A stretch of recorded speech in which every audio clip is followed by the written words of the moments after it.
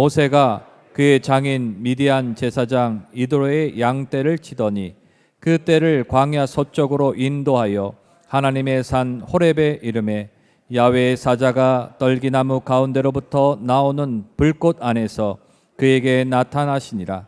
그가 보니 떨기나무에 불이 붙었으나 그 떨기나무가 사라지지 아니하는지라. 이에 모세가 이르되 내가 돌이켜 가서 이 큰 광경을 보리라. 떨기나무가 어찌하여 타지 아니하는고 하니 그때 야훼께서 그가 보려고 돌이켜 오는 것을 보신지라. 하나님이 떨기나무 가운데서 그를 불러 이르시되 모세야 모세야 하시매 그가 이르되 내가 여기 있나이다. 하나님이 이르시되 이리로 가까이 오지 말라. 내가 선 곳은 거룩한 땅이니 내 발에서 신을 벗으라. 아멘. 오늘 말씀의 제목을 한번 따라합니다. 내 신을 벗으라. 우리는 하나님의 부르심으로 이 자리에 있습니다. 하나님께서 우리를 자녀로, 일꾼으로 부르셨고 또 예배자로, 또 봉사자로 부르셨습니다. 하나님의 부르심은 하나님 자신을 위한 것이 아닙니다. 우리를 사랑하셔서 우리를 위해서, 우리로 하여금 하나님을 더 깊이 알도록 하기 위해서, 하나님의 은혜를 체험하도록 하기 위해서, 우리가 영적으로 성장하고 하나님 나라를 위해서 귀하게 쓰임받도록 하기 위해서 우리를 부르시는 것이죠. 오늘 말씀은 하나님께서 모세를 부르시는 장면인데요. 40세의 실패와 좌절을 맛보고 광야로 도망간 모세를 40년이 지난 뒤에 그의 나이 80세 때에 부르십니다. 떨기나무 불꽃 가운데 임재하셔서 말씀하시는데 그 모세에게 가장 먼저 하신 말씀이 특이합니다. 모세야, 내 발에서 신을 벗으라. 신을 벗으라는 거예요. 이 말씀은 오늘을 살고 있는 저와 여러분에게도 의미가 깊은 말씀입니다. 내 발에서 신을 벗으라. 어떤 의미가 있을까요? 첫째로 하나님을 주인 삼으라는 것입니다. 한번 따라 하실까요? 하나님을 주인 삼으라. 당시의 종들은 신발을 신지 않았습니다. 요즘이야 신발을 신지 않는 사람이 이상하게 보이지만 그 당시에는 누구나 신발을 신을 수 있는 게 아니었죠. 특히 종들은 신을 신지 않았습니다. 그러므로 모세에게 신을 벗으라고 하신 것은 모세가 하나님의 종이고 하나님께서 그의 주인이심을 일깨워 주신 것입니다. 모세는 40년 전에 하나님을 주인 삼지 않고 자신이 주인 되어서 무언가를 해보려고 하다가 실패와 좌절을 겪었습니다. 하나님의 일을 하나님 없이 하려고 했던 것이죠.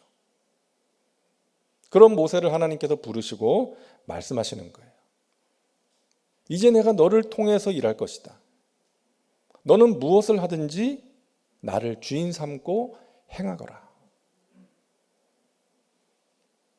여러분, 우리가 예수님을 믿는다고 하는 것은 예수님을 나의 구원자로 믿을 뿐 아니라 주인으로 믿는 것입니다.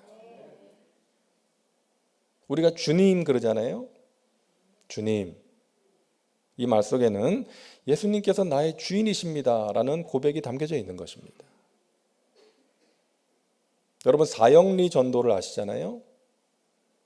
사형리에 대해서 들어보셨습니까? 라고 쓰여 있는 그 노란색 소책자, 4가지 영적 원리, 사형리 전도.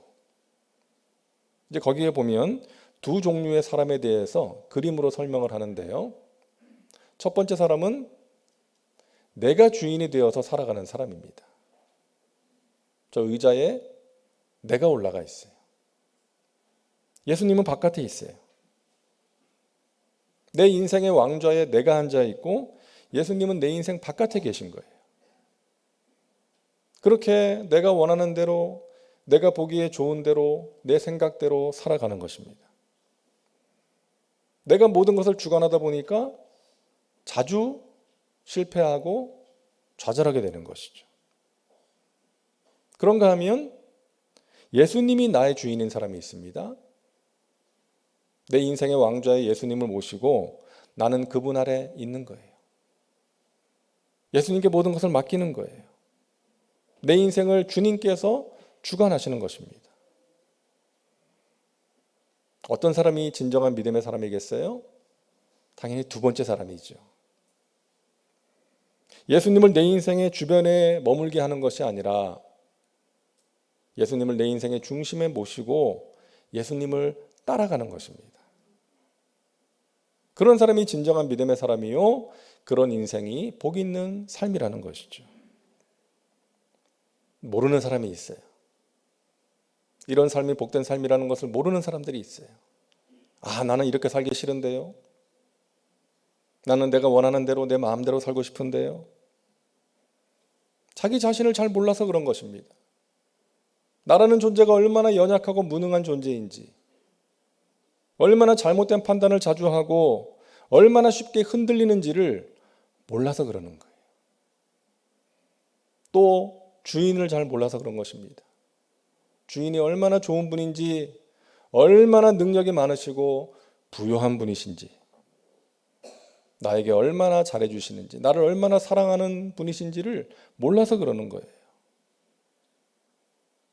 주인에게 매여서 살 때에 진정한 자유와 행복이 있다는 것을 몰라서 그런 것입니다.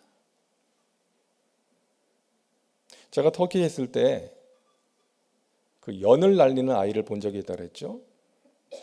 우리나라에서 보던 것을 터키에서 보니까 너무나 반갑더라고요. 여러분, 외국에 나가서 살면 고국을 느끼게 해주는 사소한 것도 반갑거든요. 길을 가다가 우리 삼성 휴대폰 광고나 LG TV 광고판 보면 너무 반가워요. 마트에 갔는데 진열대에 신라면이 놓여 있는 것을 보고 제가 얼마나 반가워했는지 모릅니다. 우리나라에서 보던 모습을 거기서 보니까 너무 반갑잖아요. 그 아이가 아빠하고 같이 연을 날리는 모습을 제가 한참을 지켜봤는데 제가 이런 생각을 했습니다. 연줄이 연을 붙들고 있네. 이런 생각을 잠깐 했어요. 연줄이 연을 붙들고 있는 것처럼 보이는 거예요. 연이 더 높이 올라가려고 막 하는데 연줄이 그것을 붙잡고 잡아 당기는 것처럼 보이는 거예요. 그렇게 보일 수 있죠. 그렇기 때문에 인간이 보는 것이 정확하지가 않은 거예요. 제가 잘못 본 거죠. 연줄이 연에서 끊어지면 어떻게 됩니까? 연이 하늘 높이 올라가는 게 아니라 심하게 흔들리다가 땅으로 곤두박질 치는 것이죠. 여러분, 우리 인생이 그런 것입니다. 우리가 하나님께 매여 사는 것, 하나님 말씀에 매여 사는 것이 우리의 자유를 억압하는 것처럼 보일 수 있어요. 그렇게 느낄 수 있어요. 주일에 산으로 바다로 놀러 가지도 못하고 남들처럼 취미생활도 즐기지 못하고 아침 일찍부터 교회 나와서 예배드리고 봉사해야 되니까 믿음이 없는 사람들은 왜 그렇게 사냐? 그럴 수 있죠. 하지만 예수님 안에 참된 복과 기쁨이 있기 때문에 우리가 예수님께 매여 살 때에 세상이 줄 수 없는 은혜와 평안이 있기 때문에 그러는 것이죠. 여러분, 진정한 자유는 하나님께 매여 있을 때에 누릴 수 있다는 것 믿으시기를 바랍니다. 하나님으로부터 멀어지면 멀어질수록 자유를 잃어버리는 거예요. 이 세상 그 무언가에 매여서 살 수밖에 없는 것입니다. 우리 주님께 붙들려 살아갈 때, 우리 주님의 종으로 살아갈 때 우리에게 귀한 은혜와 평안이 진정한 자유가 임하게 되는 것입니다. 그러므로 여러분, 하나님을 주인 삼고 살아가시기를 바랍니다. 그런 사람은 어떤 사람이에요? 주인의 뜻을 따르는 사람이에요.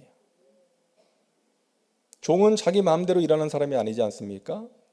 주인이 하라고 하시는 일을 하는 사람이에요. 주인의 뜻대로 일하는 사람이에요. 그래서 주인의 뜻을 알고 따르기 위해서 주인과 수시로 소통을 해야 됩니다. 물어봐야 되고 들어야 되는 거예요. 여러분, 신앙생활을 잘한다, 성숙한 믿음이다, 이 말을 다른 표현으로 하면 소통을 잘한다. 따라하세요. 소통을 잘한다. 이렇게 표현할 수 있습니다. 하나님과 소통을 잘하고 사람들과 소통을 잘하는 사람이 신앙생활 잘하는 거예요. 그런 사람이 성숙한 믿음의 사람인 것입니다. 그리고 하나님을 주인 삼고 사는 사람은 나 자신과 내가 가진 모든 것이 하나님의 소유라는 것을 아는 사람입니다. 내가 가진 것들이 내 것이 아니라는 거예요.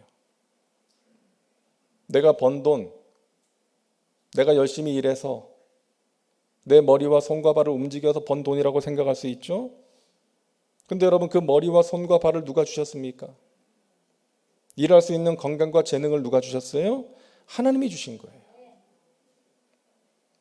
신명기 8장 17절과 18절을 우리 같이 읽겠습니다. 그러나 내가 마음에 이르기를 내 능력과 내 손의 힘으로 내가 이 재물을 얻었다 말할 것이라. 내 하나님 야훼를 기억하라. 그가 내게 재물 얻을 능력을 주셨음이라. 이같이 하심은 내 조상들에게 맹세하신 언약을 오늘과 같이 이루려 하심이니라. 아멘. 우리가 재물을 얻을 수 있는 것은 하나님께서 우리에게 재물 얻을 능력을 주셨기 때문이라는 거예요. 일터를 주시고 일할 수 있는 건강을 주시고 돈 벌 수 있는 지혜를 주신 거 아니겠습니까? 여러분, 11조의 의미가 무엇입니까?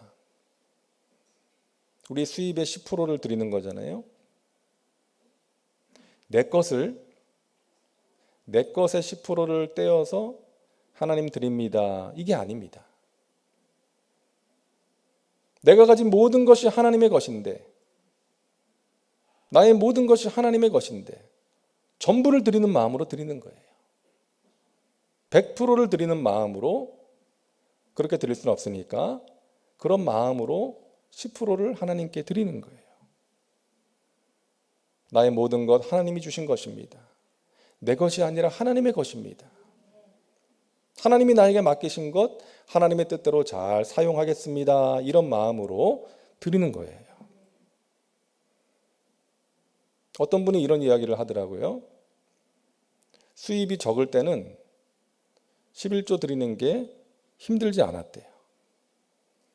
근데 수입이 늘어나면서 힘들어지더래요. 아까운 거죠. 그래서 몇 달 동안 온전한 11조를 드리지 않았답니다. 우리가 흔히 쓰는 표현으로 떼먹은 거예요. 11조 떼먹었어. 그러다가 이분이 교통사고를 당합니다. 그 병원에 입원해서 치료를 받고 이제 퇴원을 하는데 원무과에서 이제 입원비 정산하는 그 서류를 받아든 순간 자기가 깨달았대요. 내가 떼먹은 11조네. 그 병원비가 딱 그 금액이 나왔다는 거예요. 물론 그분이 보험에 들어 있어서 이제 보험회사에서 병원비를 이제 감당해 주겠지만 하나님께서 그것을 깨닫게 해주셨다는 거예요. 내가 하나님께 온전히 드리지 못한 그 금액이 병원비로 나왔다. 그것을 깨닫게 되어서 그때부터는 절대로 온전한 11조 하나님께 드리고 있다. 그런 이야기를 들었습니다. 사랑하는 여러분, 하나님께서는 우리가 드리는 돈이 필요한 분이 아니지 않습니까? 우리의 마음을 원하시는 거예요. 물질이 있는 곳에 마음이 있다고. 우리가 온전하게 드리는 헌금 생활을 통해서 우리의 마음을 받기를 원하시는 것입니다. 셋째로, 하나님을 주인 삼고 살아가는 사람은 주인이 책임지는 사람이에요. 여러분, 종은 주인이 책임지죠. 먹여주고 입혀주고 재워줍니다. 여러분, 내 인생이 내가 가진 것이 내 것이 아니라 하나님의 것이라는 것을 아는 사람은 하나님께 맡길 수가 있는 거예요. 하나님, 저는 하나님의 것입니다. 제가 가진 모든 것이 하나님의 것이니까 하나님께서 책임져 주세요. 하나님 손해보지 않으실 거죠. 이런 배짱이 생기는 거예요. 여러분, 우리가 걱정하고 두려워하는 것은 하나님을 온전히 신뢰하지 못하기 때문 아니겠습니까? 우리의 주인을 온전히 신뢰하지 못해서 그런 거예요. 시편 94편 14절을 우리 함께 읽습니다. 야훼께서는 자기 백성을 버리지 아니하시며 자기의 소유를 외면하지 아니하시리로다. 아멘. 여러분, 아멘이시죠? 하나님께서는 자기 백성을 버리지 아니하시며 자기의 소유를 절대로 외면하지 않으신다는 거예요. 믿으시기 바랍니다. 마태복음 6장 30절 같이 읽습니다. 오늘 있다가 내일 아궁이에 던져지는 들풀도 하나님이 이렇게 입히시거든 하물며 너희일까 보냐. 여러분, 우리는 하나님의 소유입니다. 하나님의 것입니다. 하나님이 아궁이에 던져지는 들풀도 이렇게 아름답게 입히시는데 하물며 사랑하는 자녀인 너희들을 돌보시지 아니하시겠느냐. 여러분을 사랑하시고 돌보시는 신실하신 하나님을 믿으시기를 바랍니다. 온전히 신뢰하시기를 바랍니다. 그리고 주인의 영광에 참여하는 사람입니다. 종은 열심히 일하고 그 결과로 주인의 영광에 함께 참여하는 거예요. 잘하였도다 착하고 충성된 종아 주인의 즐거움에 참여할지어다. 그 영광은 내 것이 아니죠. 주인의 것인데 내가 함께 누리는 거예요. 예수님이 나귀를 타시고 예루살렘으로 들어가실 때 사람들이 길에다 겉옷과 나뭇가지를 펴면서 호산나 다윗의 자손이여 하면서 환호를 보냅니다. 그때 나귀가 자기한테 보내는 환호인 줄 알고 우쭐하면 안 되는 것이죠. 자기는 예수님을 태웠기 때문에 그 영광을 함께 경험하는 것일 뿐인 것이죠. 여러분, 우리는 하나님을 위해서 열심히 일하고 그 영광은 오직 하나님께만 돌려야 될 줄로 믿습니다. 내가 해서는 안 돼요. 나를 드러내려고 해서는 안 되고 내가 인정받기를 원해서는 안 되는 것입니다. 오직 하나님만 높이고 하나님께만 영광을 돌리는 하나님의 종들 되시기를 바랍니다. 자, 둘째로 발에서 신을 벗어나는 것은 하나님을 의지하라는 거예요. 따라하세요. 하나님을 의지하라. 지금 모세가 서 있는 곳은 광야입니다. 광야는 가시덤불도 있고요. 돌짝밭도 있는 곳 아닙니까? 거친 곳입니다.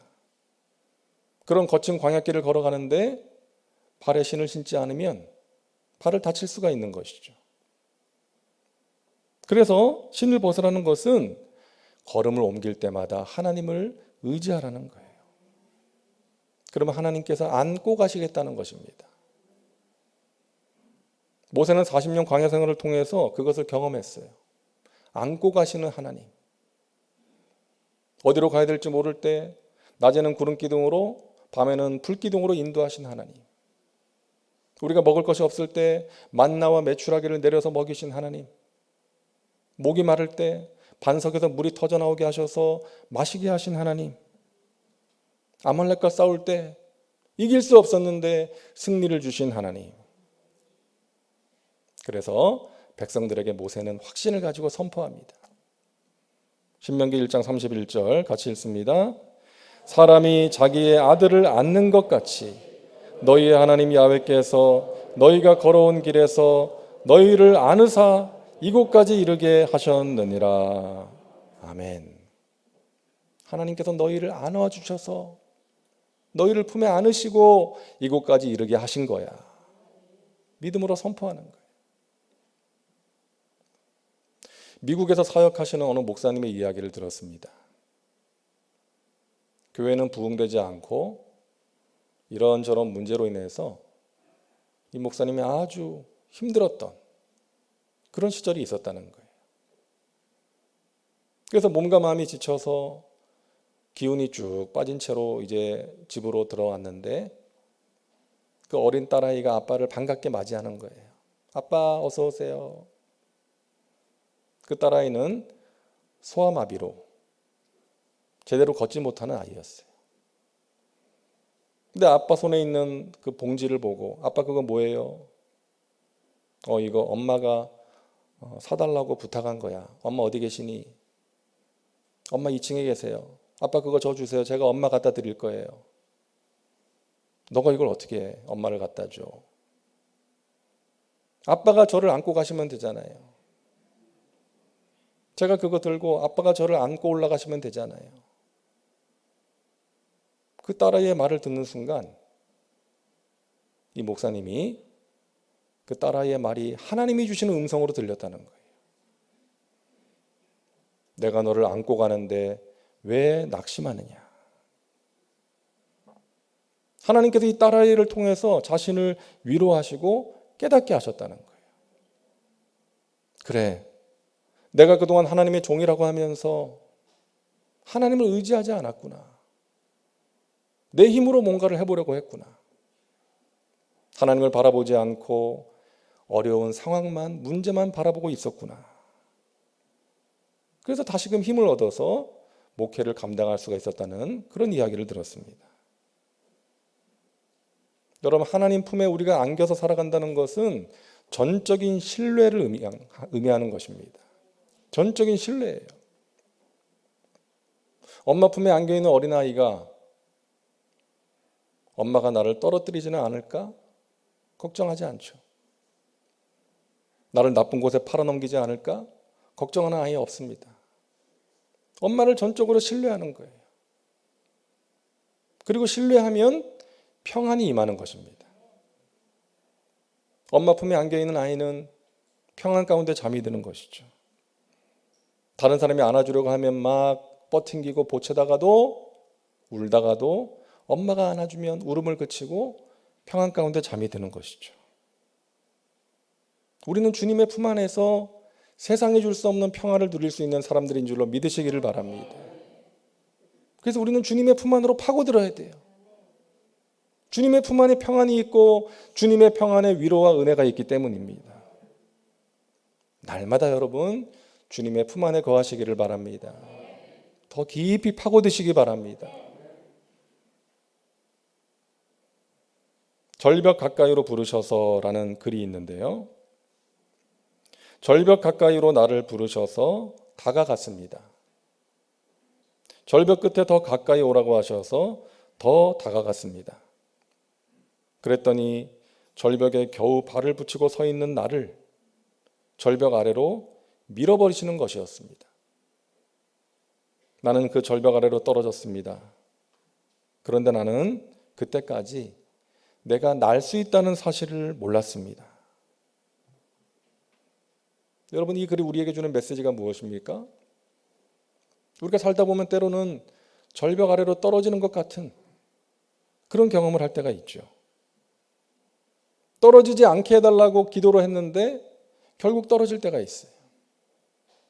그러면 하나님께 실망하게 되고 섭섭한 마음을 갖게 되고 하나님의 사랑을 의심할 때도 있는 것이죠. 하지만 여러분, 하나님께서 우리에게 그렇게 하시는 것은 우리로 하여금 나는 법을 알도록 하기 위함인 것입니다. 하나님 품에 안겨서 날아오를 수 있는 존재라는 것을 우리에게 가르치는 거예요. 그것을 배우게 하시는 것입니다. 사랑하는 여러분, 거친 파도가 우리를 향해서 올 때 우리는 주님과 함께 날아오를 수 있는 사람들인 줄로 믿습니다. 폭풍 가운데서도 우리는 주님이 주시는 잠잠함 속에서 주님을 바라보며 그 폭풍을 이겨낼 수가 있는 것입니다. 여러분, 우리 주님을 의지하심으로 주님의 품에 안겨서 여러분 날아오르시기를 바랍니다. 절대로 내려가지 마시고 뒤로 물러서지 마시고 올라가는 믿음, 앞으로 전진하는 믿음 되시기를 주님의 이름으로 축원합니다. 우리가 하나님을 의지할 때 하나님께서 우리를 붙드시고 은혜를 베풀어 주시는 것입니다. 셋째로 발에서 신을 벗으라는 것은 하나님의 임재를 경험하는 자리가 거룩한 땅이라는 거예요.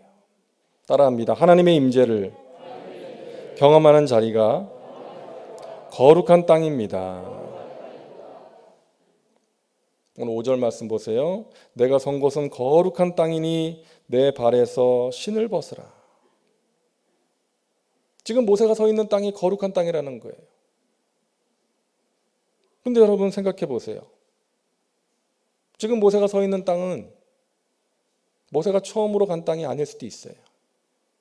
40년 동안 양들을 치면서 여러 번 갔던 땅일 수 있습니다. 그렇게 가치 있는 땅도 아니에요. 황량한 땅, 메마르고 거친 땅입니다. 그런데 왜 새삼스럽게 그 땅이 거룩한 땅이라고 하시는 거예요? 하나님이 임재하신 곳이기 때문이죠. 하나님께서 임재하셔서 모세에게 말씀하신 땅이기 때문입니다. 모세의 생업의 현장, 평범한 그 자리가 하나님이 임하시니까 거룩한 땅이 되는 거예요. 여러분, 우리의 삶의 자리가 그렇지 않습니까? 평범한 자리예요. 먹고 살기 위해서 어쩔 수 없이 있어야 하는 자리일 수도 있습니다. 큰 만족도 없고 별 기쁨도 없고 때로는 짜증나고 우울하고 힘없이 있던 자리였는데 그 자리에서 나를 도우시고 힘주시는 하나님, 나에게 말씀하시는 하나님, 은혜를 베푸시는 하나님, 그 하나님을 경험하면 똑같은 자리인데도 감사가 회복되고 찬양이 터져나오고 하나님의 영광이 임하는 장소가 되는 것입니다. 여러분, 우리의 교회와 저와 여러분의 삶의 자리에 이와 같은 은혜가 있기를 간절히 소망합니다. 하나님께서 임재하심으로, 하나님께서 나와 함께 하시는 것을 체험함으로 우리 안에 기쁨과 감사가 회복될 수 있기를 바랍니다. 다람쥐 쳇바퀴 도는 것 같은 그 반복적인 일상 속에서, 지루한 일상 속에서 하나님의 임재를 경험하는 것입니다. 나에게 주시는 하나님의 말씀이 있고 그 말씀을 통한 위로가 있는 거예요. 그러면 그 자리가 거룩한 땅이 되는 것입니다. 여러분, 교회 예배당만 거룩한 곳이 아닙니다. 하나님의 임재를 경험하는 여러분의 삶의 처소가 거룩한 곳입니다. 세상은 더럽고 교회는 거룩한 곳이 아니에요. 여러분, 교회라 할지라도 하나님의 임재가 떠나가면 그 어떤 곳보다 추한 곳이 될 수가 있는 것입니다. 그래서 우리는 항상 기도해야 돼요. 하나님, 우리의 삶 가운데, 우리의 교회 가운데, 이 예배 가운데 하나님 임재하여 주시옵소서. 말씀하시고 우리를 새롭게 하여 주옵소서. 우리의 생각대로, 우리의 뜻대로 사는 것이 아니라, 내 뜻이 이루어지는 것이 아니라 하나님의 뜻이 이루어지는 거룩한 공동체가 되게 하여 주시옵소서.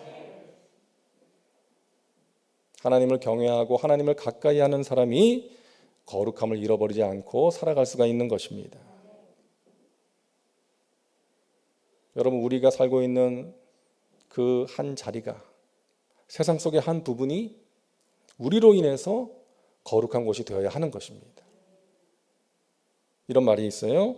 하나님의 사람은 복 있는 곳을 찾아다니는 사람이 아니라 내가 있는 그곳을 복 있는 곳으로 만드는 사람이다. 예수 믿는 사람들로 인해서 저 국회와 청와대가 변화되어야 되는 거예요. 예수 믿는 사람들이 거기 있으니까 뭔가 달라져야 되는 거죠. 저와 여러분으로 인해서 우리의 가정이 복을 받고, 우리의 사랑하는 가족들이 복을 받고, 우리로 인해서 우리의 교회와 또 우리가 거하는 직장, 일터가 복 있는 곳이 될 수 있기를 간절히 소망합니다. 우리는 작은 사람, 연약한 사람이죠. 하지만 위대하고 강하신 주님께서 우리와 함께 하시는 것입니다. 여러분, 작은 사람 다윗이 골리앗을 이겼어요. 작은 사람 기드온이 미디안의 대군을 물리친 것입니다. 우리는 작고 연약하지만 하나님이 우리와 함께 하시기에 우리를 귀하게 사용하시고 우리에게 승리를 주실 줄로 믿으시기를 바랍니다. 하나님은 큰 사람에게 승리를 주시는 것이 아니라 하나님을 의지하는 겸손한 자에게 승리를 주시는 것입니다.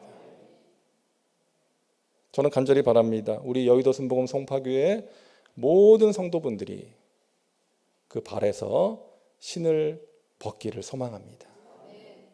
오직 하나님을 주인으로 모시고 하나님을 따라가며 이 세상의 그 무엇 그 누구가 아니라 하나님을 의지하며 또 삶의 자리에서 하나님의 임재를 경험하며 살아가시기를 주님의 이름으로 축원합니다. 그러함으로 여러분이 만나는 인생의 어려움을 이겨내시고 여러분이 살아가는 그 자리가 하나님이 임재하시는 거룩한 자리가 될 수 있기를 간절히 바랍니다. 기도합니다. 하나님, 내 발에서 신을 벗으라는 하나님의 음성을 듣습니다. 내가 내 인생의 주인 되어 내가 보기에 좋은 대로 내가 원하는 것을 선택하며 살아가는 것이 아니라 하나님을 주인으로 모시고 하나님의 뜻, 하나님의 말씀을 구하고 그 하나님의 뜻을 따라가는 믿음의 백성들 되게 하여 주옵소서. 이 세상의 그 무엇, 그 누구를 의지하는 것이 아니라 하나님을 의지하게 하시고 하나님이 베푸시는 은혜의 역사를 체험하며 살아가는 믿음의 백성들 되게 하여 주시옵소서. 감사드리며 예수님의 이름으로 기도하옵나이다. 아멘.